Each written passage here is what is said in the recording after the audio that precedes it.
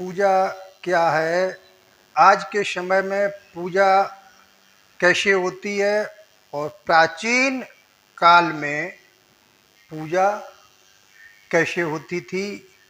पूजा का नया स्वरूप क्या है और पुराना स्वरूप क्या है। तो आज हम आपको पूजा करने के बारे में बताएंगे। पूजा क्या है। पूजा सम्यक काल की भाषा है, लेकिन आज भ्रम काल में जो कलम कसाईयों ने इसका भाव बदल दिया है। आज पूजा और प्रार्थना दोनों को एक का पर्यायवाची बना दिया है। इसी वजह से पूजा आज इबादत का पर्यायवाची शब्द बन गया है। पूजा आज प्रेयर प्रार्थना का पर्यायवाची बन गया है। आज इस प्रकार से जितने भी लोग अपने अपने कर्म कांड और विधान के अनुसार आराधना करते हैं, वैसे ही सभी लोग आज की भाषा के अनुसार उनको पूजा करना कहते हैं, जबकि पूजा नहीं है बल्कि शुद्ध प्रार्थना का हिस्सा है। सम्यक काल के पूजा का भाव आदर, सम्मान, अनुसरण करने से था, तो भ्रम काल में पूजा प्रार्थना का भाव मांगना, अनुरोध करना, याचना करना से है। दोनों का स्वरूप एक कैसे हो जाएगा।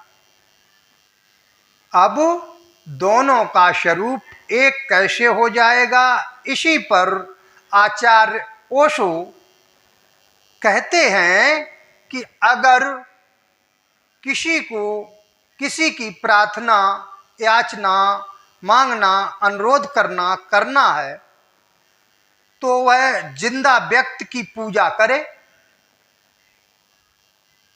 उसमें भी वैसा जिंदा व्यक्ति जो तुमसे बलशाली हो, शक्तिशाली हो, समृद्धशाली हो, ताकि तुम्हारी प्रार्थना सुनकर यदि वो खुश हो जाए तो तुमको कुछ न कुछ लाभ दे सके। अन्यथा मृत व्यक्ति के सामने कोई बच्चा कितना भी करबद्ध प्रार्थना करे, लेकिन उस बच्चे को कभी दूध भी नहीं मिल सकता है। इसी वजह से आज पूजा करने वालों में दो प्रकार के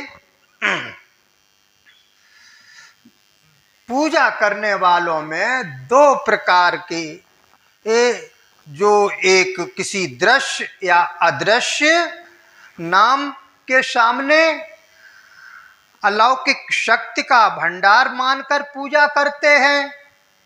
ऐसे लोग जब भी पूजा करते हैं तो उस अलौकिक शक्ति से अपने बेहतरी की प्रार्थना, अनुरोध, याचना, विनय करते हैं।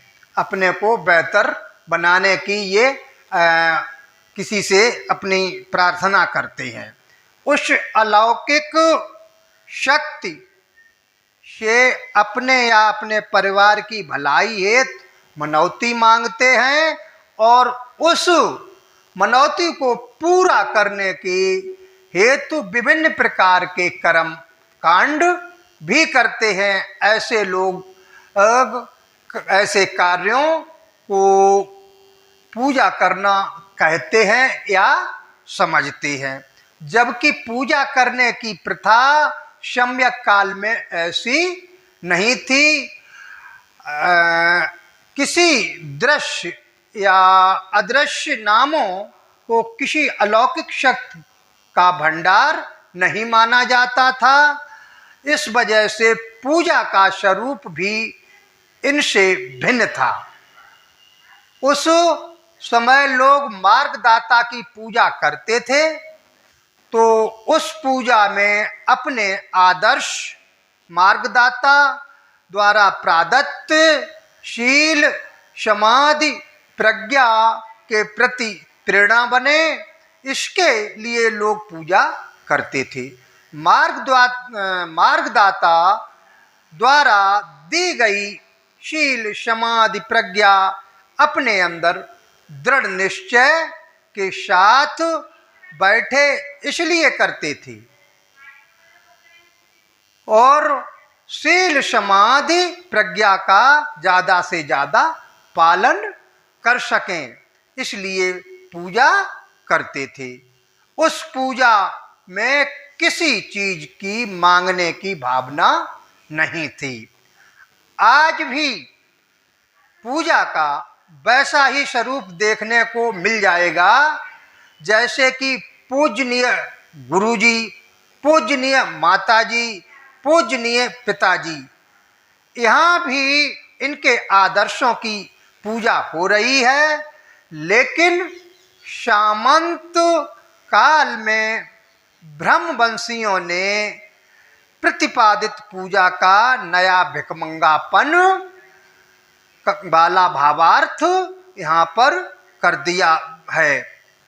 ये क्योंकि सम्यक काल में पाली भाषा के अंदर वर्तमान संज्ञा गुणवाचक अर्थों से परिपूर्ण होती थी, जिससे सम्यक अंतकाल के ब्रह्मवासियों ने संस्कारित भाषा के द्वारा उसे गुणवाचक अर्थ, जातिवाचक, समूहवाचक, व्यक्तिवाचक, नामवाचक में परिवर्तित कर दिया। ये है पूजा और प्रार्थना। हमने बताया कि पूजा क्या है और प्रार्थना क्या है। तो यही है, जैसे किसी से अपने हित के लिए, कोई मनौती मांगने के लिए किसी को कर्म कांड करते हैं, इसे पूजा नहीं कहा जाता है। पूजा उसे कहा जाता है जैसे माँ की पूजा से प्रार्थना करना, गुरुजी से अपनी प्रार्थना करना। तो गुरुजी कुछ देंगे नहीं, लेकिन उनकी भावनाएं होंगी, उनका जो कहा हुआ होगा, जो उनके विचार होंगे, उनको माना जाएगा। ये है आज की हमारी ये वीडियो। आप लोगों को अच्छी लगे तो एक बार शेयर कमेंट ज़रूर करें। नमो बुद्धाय।